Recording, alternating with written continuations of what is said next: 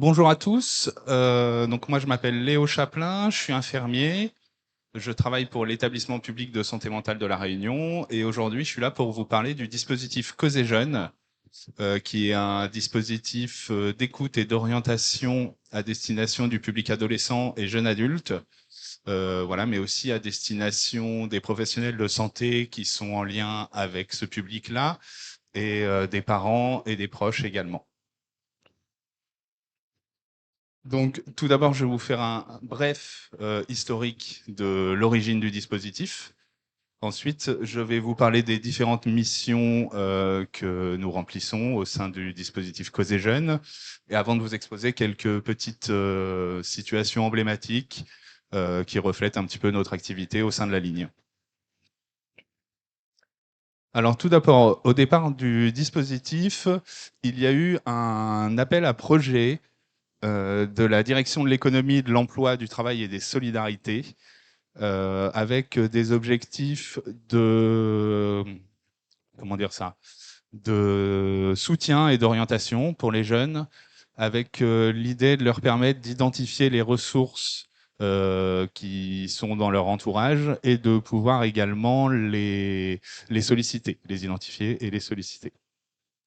Donc voilà, c'est un dispositif qui est financé en grande partie par la stratégie nationale de prévention et de lutte contre la pauvreté. Voilà, donc je les remercie. Et du coup, la ligne est en fonctionnement depuis le mois de septembre 2020.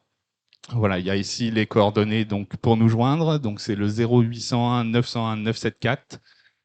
Voilà un petit peu.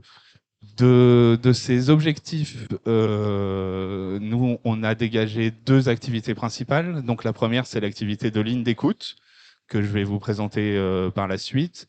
Et il y a également une activité qui est une activité de prévention et de sensibilisation à la santé mentale, que j'évoquerai ensuite, qu'on effectue auprès des jeunes, essentiellement dans les établissements scolaires qui accueillent ce public, donc collège, lycée, université, mais également la mission locale, l'école de la deuxième chance et autres dispositifs de réinsertion, entre guillemets. Donc, tout d'abord, il y a l'activité de ligne d'écoute avec donc trois principaux objectifs. Donc, le premier objectif, c'est l'accueil et l'écoute des différentes problématiques qui peuvent être apportées par le jeune. Le second objectif, c'est en fonction de ces problématiques, l'analyse et l'orientation vers un partenaire qui pourra répondre à ces problématiques-là. Donc on travaille en réseau avec les différentes associations de la Réunion qui sont confrontées à ce public-là. Et également, comme je le disais précédemment, avec l'éducation nationale et avec les différentes structures également de soins qui peuvent répondre aux problématiques de ce public-là. La dernière, comment dire, le dernier objectif, la dernière fonction de cette ligne d'appel, c'est également s'assurer en aval de l'effectivité du relayage que nous, on va faire auprès du jeune. Pour donner un exemple concret, par exemple, si on va orienter une jeune qui va avoir une problématique de l'ordre, par exemple, d'une recherche de contraception, on va pouvoir l'orienter, par exemple, vers le planning familial. Et en aval, nous, on va prendre contact avec le planning familial pour voir si le jeune a effectivement mobilisé le dispositif. Et si oui, quelles répercussions ça a eu, est-ce que ça a pu l'aider, etc. Pour nous pouvoir après, comment dire, ajuster nos orientations sur l'avenir et sur les problématiques de ces jeunes-là. Donc ce que j'expliquais un petit peu en introduction, c'est que c'est un dispositif qui est à destination du public, donc adolescents, jeunes adultes, donc des jeunes de 12 à 25 ans, mais également aux familles et aux proches de ces jeunes-là, qui peuvent également solliciter pour des problématiques qu'ils peuvent avoir avec leurs adolescents. Et nous, on est également là pour écouter et orienter ces parents-là qui peuvent se retrouver parfois un petit peu démunis par rapport des choses qu'ils ne comprennent pas par rapport à ce qui se passe avec leur adolescent. Donc nous, on va aussi, bien sûr, accueillir ces personnes-là et essayer de trouver des solutions les plus adaptées pour permettre de renouer un lien ou de comprendre les problématiques ou les difficultés qu'il peut y avoir dans ces situations-là. On a également un troisième public, entre guillemets, qui va être destinataire de cette ligne d'écoute. Ça va être les professionnels de santé qui travaillent avec ce public de jeunes adolescents et jeunes adultes. Donc là, ça va plus être effectivement des missions d'orientation, avec, par exemple, je sais pas moi, un professionnel qui va être confronté à une difficulté qui va être inhabituelle ou qu'il ne va pas avoir l'habitude de prendre en soin. Et donc, du coup, nous, on va être là pour aussi identifier des partenaires qui vont pouvoir répondre à ces problématiques-là auprès des professionnels de santé.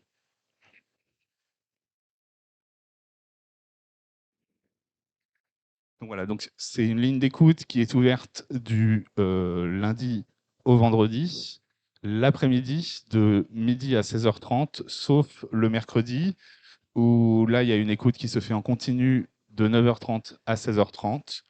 Il y a également un groupe Facebook et un Messenger qui est à disposition, qui peut permettre de laisser un message, soit en dehors de ces heures-là, ou à tout moment, et qui nous permet, si la personne laisse ses coordonnées, de recontacter la personne au moment d'ouverture de la ligne. Donc, c'est les différents moyens de nous joindre. Donc, je vous rappelle juste le numéro à cette occasion-là, c'est le 0801 901 974. Donc voilà, du lundi au vendredi, de midi à 16h30 et de 9h30 à 16h30 le mercredi.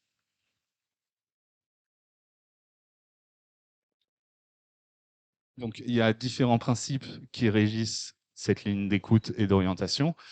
Le premier principe, c'est bien sûr que les appels restent confidentiels. Pour des raisons pratiques, nous, on peut être amené à demander à l'appelant son identité et tout ça. La personne est libre de nous donner son identité ou de refuser, bien sûr.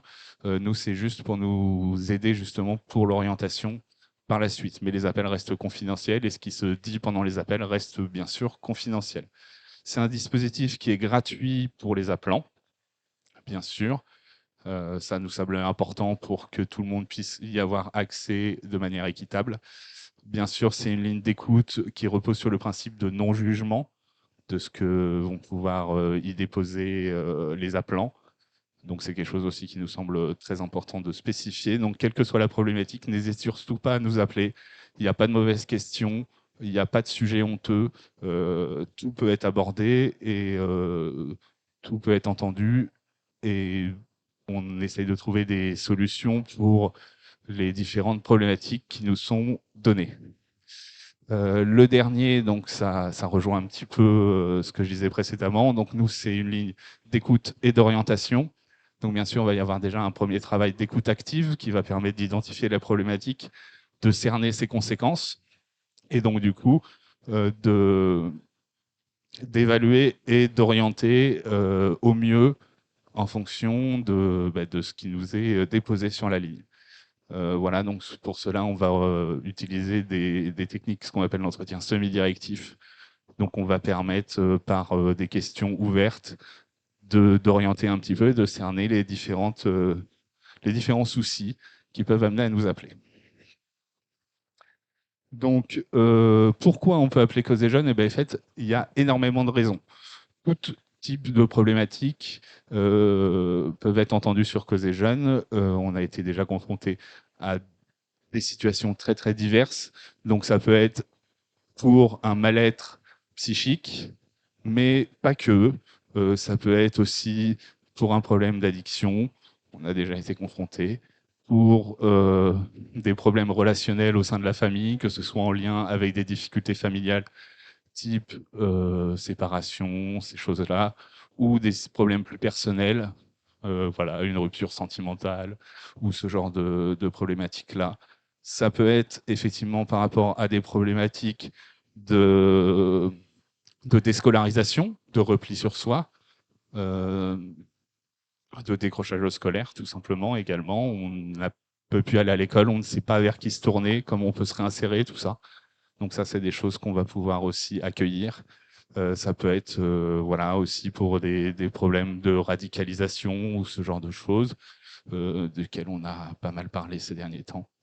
Donc voilà, donc en fait, pour tout type de problématique, vraiment, c'est un dispositif qui se veut très large et très ouvert pour justement permettre aux jeunes ou aux personnes qui en ont besoin de pas vraiment se poser la question: «Ah, est-ce que c'est le bon endroit à appeler?» La réponse, c'est oui. Voilà, quel que soit le souci.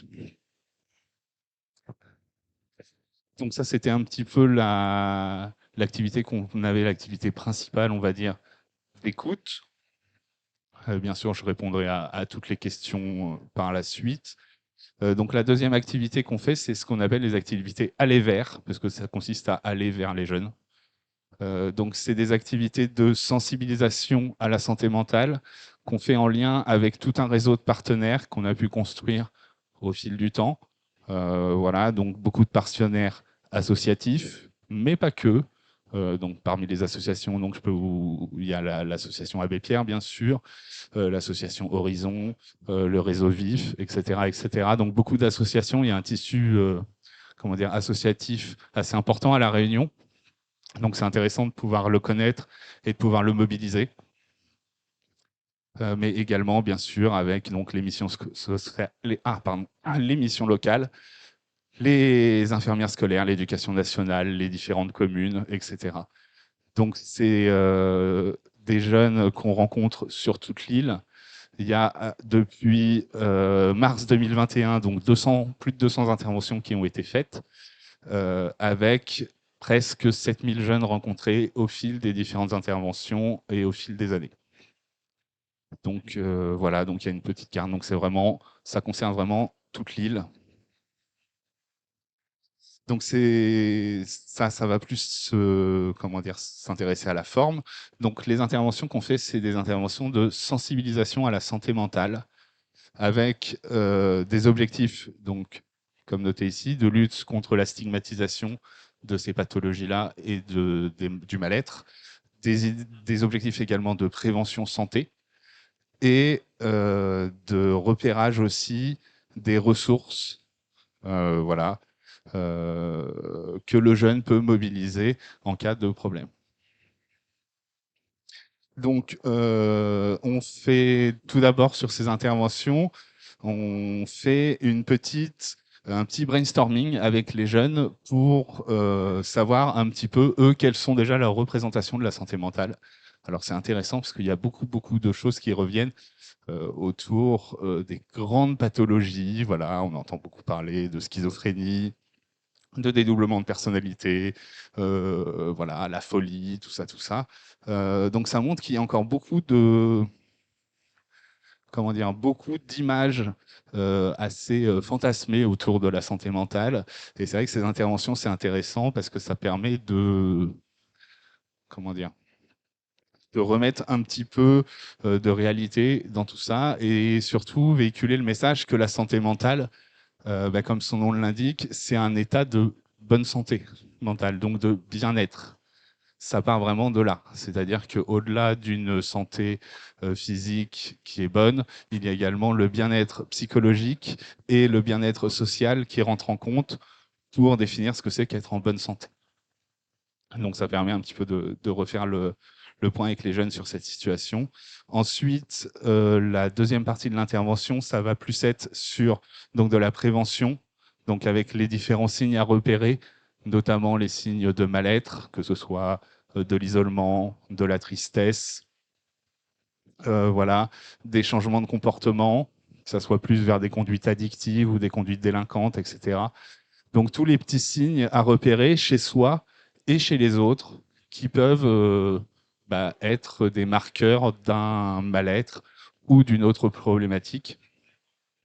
Voilà, avec aussi un côté pareil de déstigmatisation dans le sens où tout le monde peut avoir par moment des petits moments de tristesse, des petits moments où on a envie de moins voir les gens, et que c'est tout à fait normal, notamment chez les jeunes.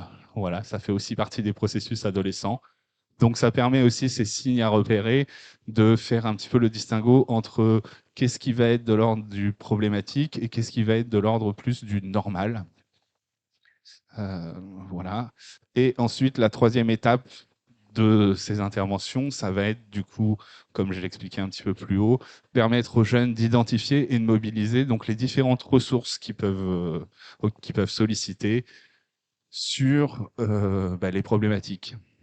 Donc il y a des ressources qui vont être plus généralistes, comme Causer Jeunes, qui se veut justement extrêmement généraliste, et des ressources qui vont plus être liées à une problématique en particulier, notamment, donc on donne le numéro bien sûr du 3114, qui est la ligne pour les personnes qui vont avoir des idées suicidaires, ou ce genre de problématiques, mais également des numéros qui nous sont beaucoup demandés et que nous on partage, c'est les numéros qui sont en lien avec les problématiques de harcèlement, qui sont assez médiatisés là depuis quelques temps, mais qui sont des préoccupations des jeunes. En tout cas, nous, on a pu relever que c'était une des préoccupations majeures chez les jeunes.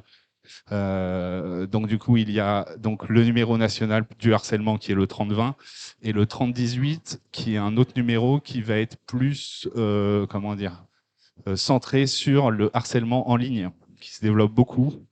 Voilà, et c'est un numéro qu'il faut avoir en tête. Voilà, parce que eux ont des moyens de faire en sorte que les choses s'arrêtent d'un point de vue numérique. Voilà, avec des blocages de comptes, des choses comme ça. Donc ça, c'est un numéro qui peut être très intéressant aussi, qui est assez peu connu, mais qui peut être très intéressant de connaître. Voilà, bien sûr, également, la première ressource, c'est les proches, même si c'est pas toujours facile d'aborder les choses avec ses proches. Donc c'est pour ça qu'il y a des dispositifs comme les nôtres qui sont mis en place.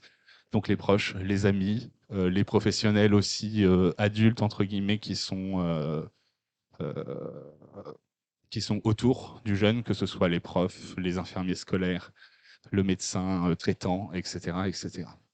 Donc il y a tout un tas de ressources que les jeunes peuvent mobiliser, qui bien souvent ne sont pas toujours très bien identifiées par les jeunes. Voilà, donc c'est toujours intéressant de faire un point avec eux là-dessus. Donc c'est pareil, ça se fait en général sous forme d'échange où d'abord on va demander aux jeunes de nous donner eux les ressources qu'ils connaissent et nous derrière on va compléter les quelques ressources qui n'ont pas toujours été citées. Voilà. Donc ça, c'était la partie qui concerne les interventions que nous, on peut faire auprès du public adolescent. Là, je vais vous exposer quelques situations, ce qu'on appelle donc des situations emblématiques. Donc, c'est des situations qui nous sont arrivées sur la ligne et qui nous arrivent régulièrement pour vous donner une petite idée de l'activité que nous avons sur cette ligne d'écoute. Donc, tout d'abord, une des principales problématiques à laquelle on est confronté avec le public adolescent, c'est les problématiques de mal-être. Il faut savoir que l'adolescence, c'est une période de transition qui s'accompagne de beaucoup de changements, que ce soit au niveau physique, au niveau psychologique. Et donc, du coup, il est malheureusement assez fréquent que lors de cette période, il y ait des moments où on ne se sente pas bien, où on se pose des questions, on ne sait pas trop où on en est. Voilà, du coup, on n'a pas le moral, etc. Ça ne va pas. Du coup, à ce moment-là, je vous invite à appeler la ligne Causer Jeunes et pour qu'on trouve ensemble des solutions. Donc là, je vais vous parler d'une situation. Donc, c'est un jeune de 17 ans de Saint-Denis qui nous appelle et au cours des échanges, il nous fait état comment dire, d'un sentiment de tristesse, oui, il se sent pas bien, mais il n'arrive pas vraiment à identifier de causes, de moments, de situations où ce mal-être peut être plus important. Voilà. Et bien sûr, ce mal-être s'accompagne, comme bien souvent, de troubles du sommeil, avec ici, en plus, ce qu'on appelle des angoisses nocturnes. Donc du coup, on a pu échanger avec ce jeune. Lors de l'entretien, il y a un facteur un petit peu plus important qui a été relevé, qui est que ce jeune se scarifiait. Donc, avec son accord, bien sûr, on a pu relayer donc sur une structure de soins. En l'occurrence, c'était un CMP. Voilà, donc un CMPEA. Avec, bien sûr, également l'accord du jeune. On a pu faire le lien avec ses parents, sa mère en l'occurrence, et on a pu accompagner le jeune dans sa prise de rendez-vous sur la structure directement par téléphone. Voilà, ça c'est quelque chose qu'on peut être amené à faire aussi. Très souvent, ce qui bloque cette population, ça va être justement le fait de passer à l'acte, de décrocher son téléphone pour prendre un rendez-vous. Voilà, déjà décrocher son téléphone pour appeler la ligne, c'est pas toujours évident. On en a bien conscience. Et donc du coup, nous, on est là pour accompagner aussi sur les prises de rendez-vous, sur les relais avec les partenaires, pour permettre de faciliter au maximum l'accès aux soins des 12-25 ans, sachant que c'est la population qui a le moins recours aux soins. Donc voilà, du coup, nous, on essaye d'être au maximum facilitateur.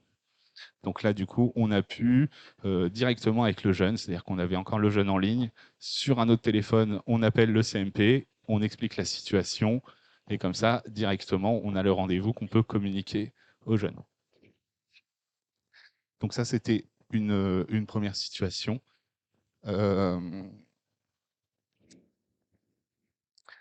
Voilà. Une seconde situation, donc pour une problématique très différente, j'essaie de sélectionner un petit peu les grands types de problématiques auxquelles on est confronté. Donc là, c'est donc une jeune majeure de 20 ans qui avait appelé, donc qui habitait Saint-Benoît, et en fait, il y avait un problème par rapport à son logement qu'elle devait rendre, et elle n'avait pas de logement. Elle avait un risque de se retrouver sans logement. Et du coup, elle ne savait pas quoi faire, elle ne savait pas vers qui se tourner pour essayer de trouver une solution. Donc, du coup, dans cette situation, c'était une jeune qui était connue de la mission locale. Donc, on a pu l'orienter sur l'assistante sociale qui travaille à la mission locale et qui a comme mission, entre autres, l'accompagnement aux difficultés sociales pour les jeunes qui ont recours au dispositif de la mission locale.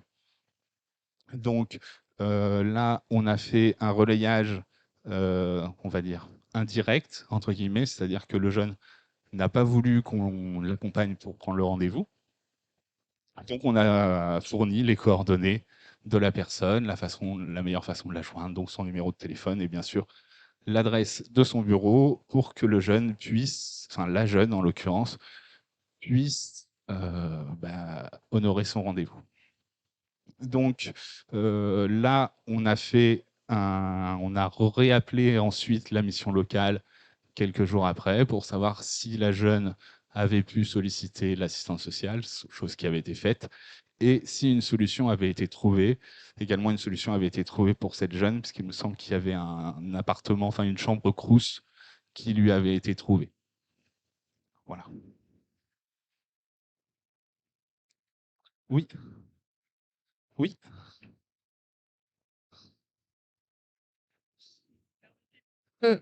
Pardon de vous interrompre, 2 questions. Oui. Est-ce que, dans les cas là, par exemple, que vous nous exposez, est-ce que c'est en une conversation, que vous arrivez à détecter, tout ça? Parce que j'imagine qu'il y a effectivement l'expérience, l'expertise, un certain nombre de questions à poser peut-être dans le protocole pour essayer de comprendre la situation.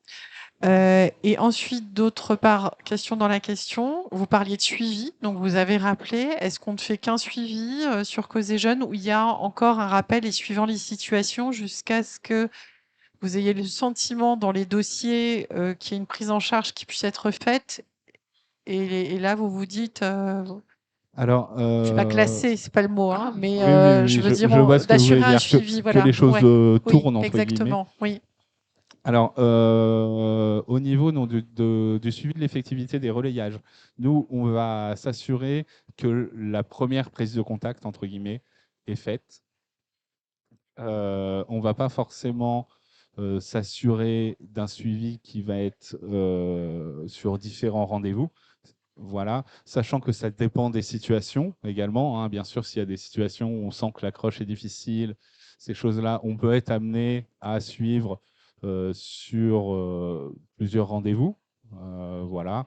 Donc c'est assez au cas par cas. Voilà. On n'a pas vocation en tout cas à le faire. On peut être amené à le faire.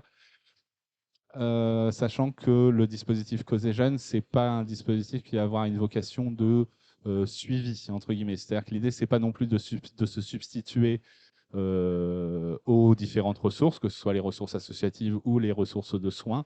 Donc nous, on ne va pas avoir une vocation de suivi. On peut être amené à suivre, entre guillemets, effectivement, l'effectivité d'un suivi. Voilà, si effectivement les rendez-vous sont pris, sont honorés, s'il y a une coupure, etc. Sachant que, donc j'expliquais un petit peu plus haut que ce dispositif est aussi en lien avec les professionnels de santé. Donc également, c'est arrivé qu'on ait été sollicité justement par rapport à un jeune qui était en rupture de suivi, etc. etc. Voilà. Donc du coup, c'est plus au cas par cas, c'est pas quelque chose qui va être systématique, on va pas avoir vocation à le faire. Mais le principe de ce dispositif, c'est d'être le plus adaptable possible. Donc voilà, donc en fonction des situations, c'est des choses qui peuvent être bien sûr mises en place. Voilà, j'ai répondu à votre question. Voilà. Je vais du coup maintenant évoquer une troisième situation qui est malheureusement une situation à laquelle nous sommes régulièrement confrontés, qui est la situation de crise suicidaire. Donc là, c'est un jeune de 15 ans qui habite Saint-Pierre qui nous a appelé pour une crise suicidaire au sein de son établissement scolaire. Voilà. Donc il nous a appelé, il était sur une passerelle avec l'objectif de sauter de cette passerelle pour mettre fin à ses jours. Donc il a eu quand même le réflexe de nous appeler en demande de soutien et d'aide pour se sortir de cette situation. Du coup, nous, au vu de la situation et du risque immédiat de passage à l'acte, on a pu, étant donné que c'était au sein de l'établissement scolaire, en parallèle, informer l'infirmière scolaire de cette situation et faire un accompagnement téléphonique sur l'accompagnement ensuite que l'infirmière scolaire pourra faire. Donc là, une orientation sur les urgences, voilà, et notamment ensuite un lien que nous, on a pu faire, encore une fois, avec l'accord du jeune, avec le service d'urgence, qui est également rattaché à l'EPSMR, pour transmettre les différentes informations et que la situation soit déjà connue de nos collègues. Oui.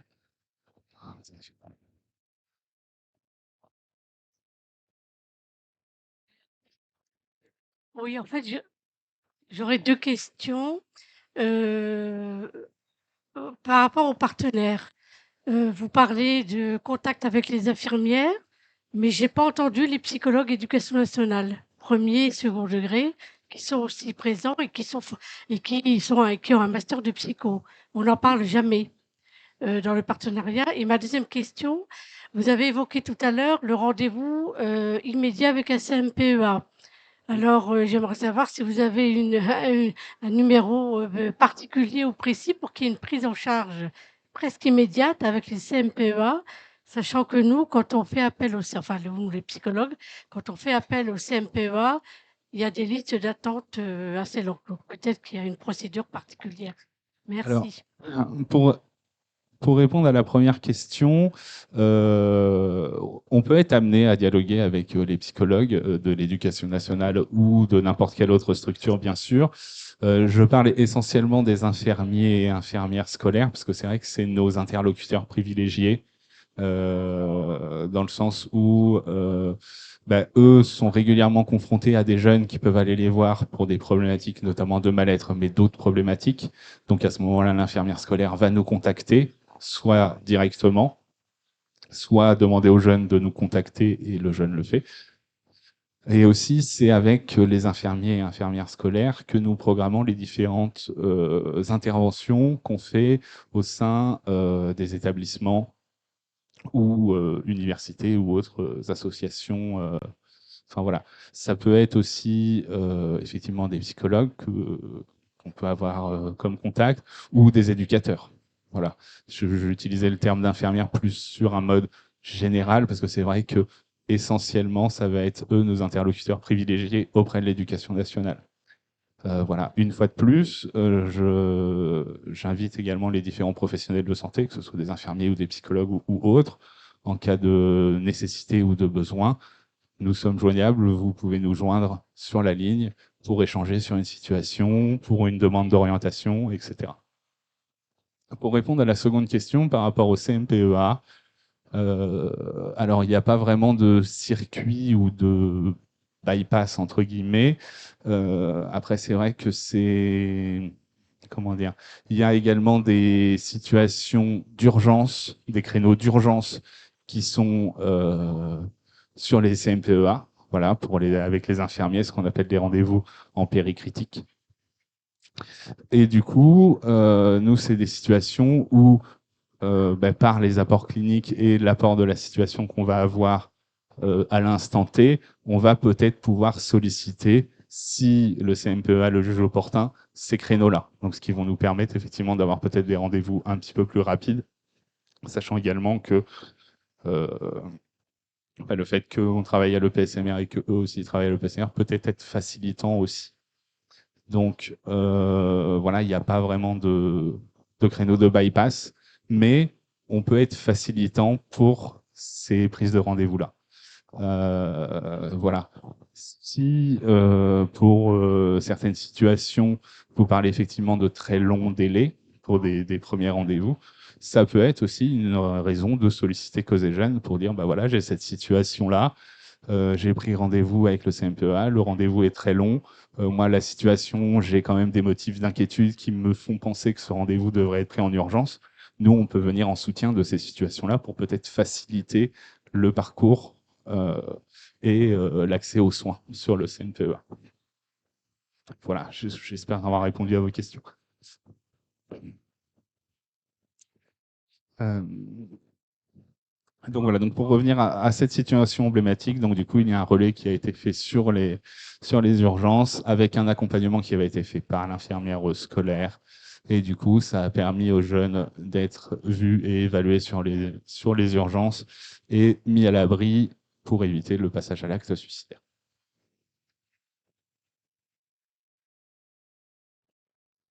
Il y a eu une autre situation également que je voulais partager avec vous. Donc c'est pour une situation de repli sur soi. Et ce qui est intéressant dans cette situation, c'est que c'est pas le jeune qui nous a appelé ou un professionnel de santé ou qui que ce soit, c'est la grand-mère du jeune qui nous a appelé, qui nous a sollicité parce qu'en fait son petit-fils de 16 ans s'isolait de plus en plus dans sa chambre et avait également une consommation d'écran et de jeux vidéo qui était très importante et qui inquiétait beaucoup cette dame et elle savait pas quoi faire sur la situation. Elle ne savait pas trop comment aborder cette situation avec le jeune parce qu'elle en avait discuté avec lui, mais lui disait non, il n'y a pas de problème, tout va bien, etc., etc. Donc du coup, elle ne savait pas comment refaire de lien et recréer une discussion donc avec ce jeune. Donc on a eu tout un échange avec cette dame qui nous a permis d'évaluer la situation, l'importance du repli sur soi, est-ce que le jeune était déscolarisé, etc. Donc cette situation a été réorientée sur la maison des adolescents Ouest pour permettre une évaluation plus fine des mésusages des écrans et également des rendez-vous de médiation, d'entretien médiatisé entre le jeune et sa famille pour permettre d'évoquer le problème. Voilà, donc j'ai pu transmettre à cette dame les coordonnées de la maison des adolescents, faire le lien également avec la structure accueillante pour évoquer la situation. Voilà, il y a eu quelques rendez-vous qui ont été faits avec cette dame et qui ont permis, en tout cas, des infos qu'on sait, d'échanger autour de cette situation et de faire un petit peu évoluer le repli sur soi de ce jeune-là. Voilà.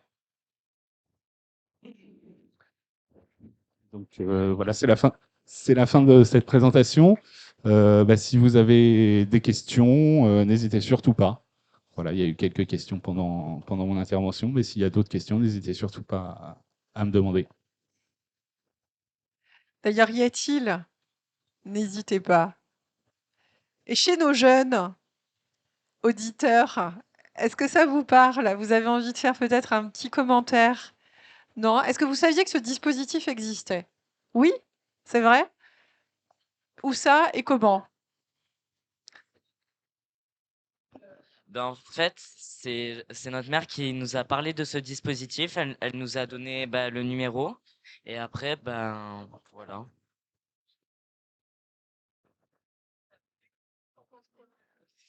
Moi, je trouve que c'est plutôt bien pour accompagner, ben, pour nous accompagner, pour aider. Et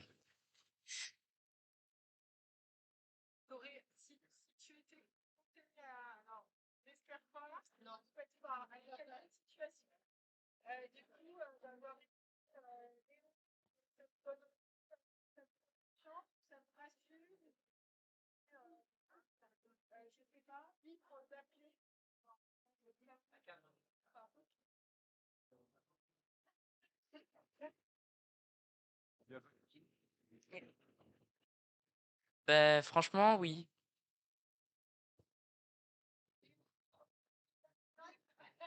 Merci.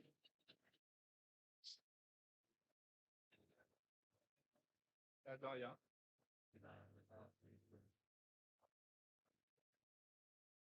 Bien, merci messieurs, dames. Vous pouvez encore échanger avec monsieur Chaplin hein, si ça vous dit, hors cadre. Peut-être vous, madame, si vous aviez une autre question, je ne sais pas. Ah, je sens que vous avez une autre question. Sur l'aspect, enfin, technique, on va dire, quels sont les différents professionnels qui répondent aux appels? Alors, à l'heure actuelle, il n'y a que des infirmiers sur cette ligne d'écoute. Donc, moi-même et 3 autres de mes collègues, on se relaie pour assurer la continuité de cette ligne d'écoute. Voilà. Et pourquoi le choix d'infirmiers? Alors, les choix d'infirmiers, c'est des choix qui ont été faits au moment de la création de la ligne. Et essentiellement pour des raisons peut-être on va dire, de polyvalence entre guillemets, les infirmiers maintenant ont une formation qui est généraliste. On est lié à des problématiques, donc j'ai beaucoup parlé effectivement de problématiques psychiques lors de cette présentation, mais il y a également des problématiques qui sont plus de l'ordre du physiologique. Donc il faut aussi avoir une certaine, on va dire, certaine connaissance de ces situations-là. Et du coup, je pense que la polyvalence du métier d'infirmier permet cette approche-là. Voilà. D'accord. Et donc, du coup, sur l'aspect psychologique, est-ce qu'en tant qu'infirmier, à un moment donné, vous n'avez pas senti des limites, entre guillemets, hein, je veux dire, pour répondre à des situations? Alors, c'est un petit peu compliqué comme question dans le sens où, comme je l'avais évoqué tout à l'heure, la ligne Cause et Jeunes n'a pas une vocation à effectuer un suivi. Donc, on va être essentiellement sollicité pour répondre à une demande, une problématique qu'on va décortiquer avec la personne et faire une orientation vers la structure qui sera le plus à même de faire un suivi si cela s'avère nécessaire. Donc effectivement, nous, on a essentiellement des missions, on va dire, bien sûr, d'écoute, mais d'évaluation et d'orientation. Donc dans ce sens-là, on va pas avoir des difficultés qui vont être liées à un suivi de patients. Après, bien sûr, on peut être confronté à des situations qui vont être compliquées, difficiles à entendre ou difficiles à orienter. On n'est pas seul également. On peut solliciter les différents dispositifs dont j'ai parlé, que ce soit les dispositifs associatifs ou les différentes structures, pour nous venir en appui sur ces situations-là. Voilà. Du coup, les PsyEN, les psychologues éducation nationale, à premier ou second degré, bien que ça soit anonyme, peuvent vous solliciter lorsqu'ils sont face à un jeune et Oui, bien sûr. d'accord, Bien en sûr, bien sûr, c'est un difficulté. dispositif qui est à destination à la fois des jeunes, de leurs Professionnel. proches et des professionnels qui sont au contact de ce public-là.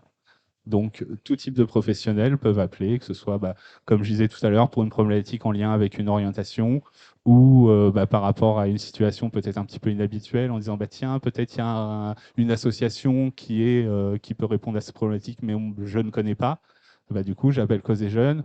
Et nous, c'est vrai qu'on a un réseau, on a la chance d'avoir un réseau qui s'est formé assez important. Donc, on a beaucoup d'associations qu'on va pouvoir solliciter sur ces situations-là.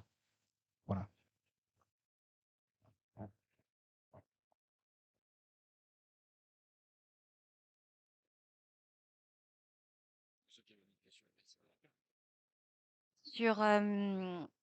Donc ça fait à peu près 4 ans que vous existez. Alors peut-être que ma question est un peu prématurée, n'hésitez pas à me le dire.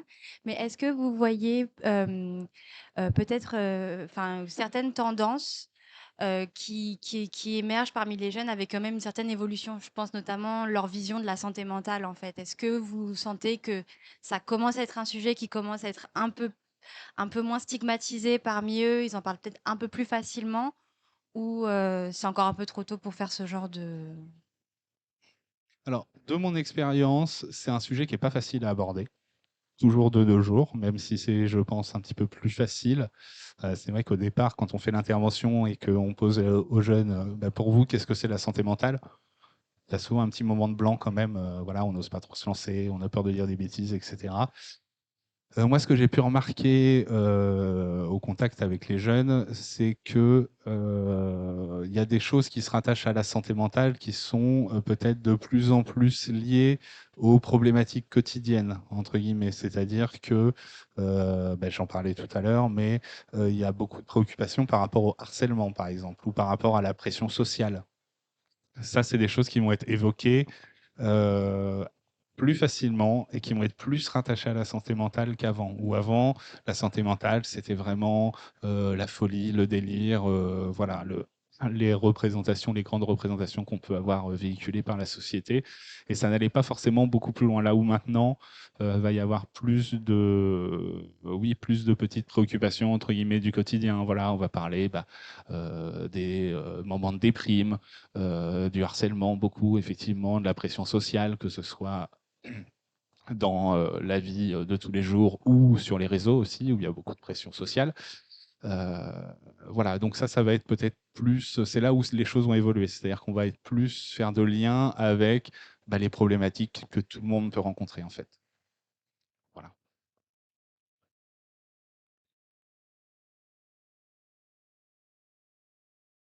Ah, mais écoute pas. Quelqu'un. N'ayez pas peur, il est super gentil, il a tout plein de réponses. Ah, Listel. Euh, Vous êtes 4. Oui. Oui. Voilà, donc déjà on salue quand même votre engagement. Parce que vous êtes 4 sur Merci. l'île au bout de cette ligne. Et est-ce que du coup, c'est un peu une passerelle avec la question de Myriam. Est-ce que vous êtes de plus en plus débordé d'appels, puisque vous êtes aussi un poumon, on va dire, de la potentielle, un témoin peut-être de ce qui se passe chez nos jeunes à La Réunion. En tout cas, pour ceux, qui connaissent l'existence de la ligne, 2, qui appellent. Est-ce que vous êtes voué à être plusieurs pour rejoindre madame? On verra plus tard après dans la pluridisciplinarité, mais est-ce que vous êtes assez, monsieur Chaplin? Alors, oui, alors à l'heure actuelle, il y a effectivement de plus en plus d'appels. Pour l'instant, on peut y faire face. Donc, jusque-là, tout va bien. Si à l'avenir ça évolue, effectivement, peut-être qu'on étoffera le dispositif avec, pourquoi pas, effectivement, l'intervention d'autres professionnels de santé. Voilà, ça, pour l'instant, je ne sais pas ce qu'il en est. Voilà, même si c'est vrai qu'à l'heure actuelle, on a de plus en plus de sollicitations à la fois pour les appels. Également, nous, quelque chose qu'on a constaté, c'est on est de plus en plus sollicité par les partenaires pour aller parler de santé mentale. Ça devient une préoccupation de plus en plus importante. Et c'est là où il va y avoir effectivement vraiment beaucoup plus de sollicitations là depuis, on va dire, oui, le Covid, entre guillemets, quoi. Donc voilà, on est très sollicité par les partenaires pour les sensibilisations, ce qui est très bien parce que c'est quelque chose qui est très important, un travail qui est très important à faire. Donc voilà un petit peu ce qu'il en est sur l'état de la ligne à l'heure actuelle.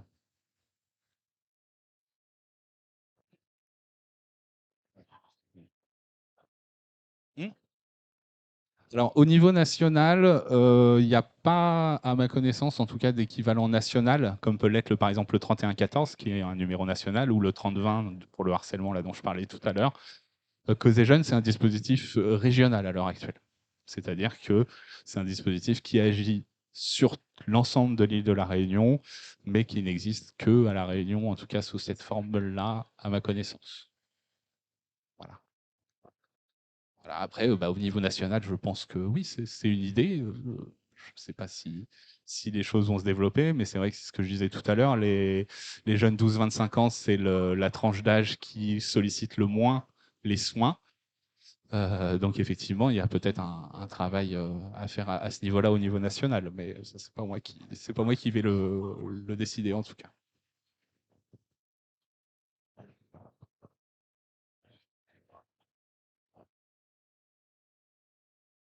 Comment vous êtes positionné quand il y a eu l'après-Covid avec la mise en place des rendez-vous chez les psychos pris en charge et tout ça? Comment ça s'est goupillé ce partenariat ou cette proposition d'offre pour ces jeunes? Alors, c'est un dispositif qu'on a pu solliciter, effectivement, lorsqu'il a été mis en place, sur des problématiques assez spécifiques, entre guillemets, parce que c'est vrai que c'est un dispositif qui était quand même assez réduit en termes de quantité de rendez-vous pris en charge, etc., etc. Donc, qui, à notre sens, répondait à des problématiques bien spécifiques. Donc voilà, c'est un dispositif qu'on a pu solliciter, mais effectivement, à notre sens, c'était un des outils qu'on avait, nous, d'orientation et qui répondait à des problématiques bien spécifiques au vu de la façon dont le dispositif était mis en place. Voilà. Et durant cette période Covid, vous avez eu beaucoup d'appels? Durant la période Covid, oui, on a eu quand même pas mal d'appels. Un petit peu plus effectivement que juste avant ou juste après. Ça rejoint un petit peu le constat général hein, qui a été fait à l'occasion de cette pandémie, qui était que il y avait beaucoup de problématiques de mal-être ou autres chez les jeunes et que l'isolement, la rupture des liens sociaux sont venus aggraver en plus avec le Covid.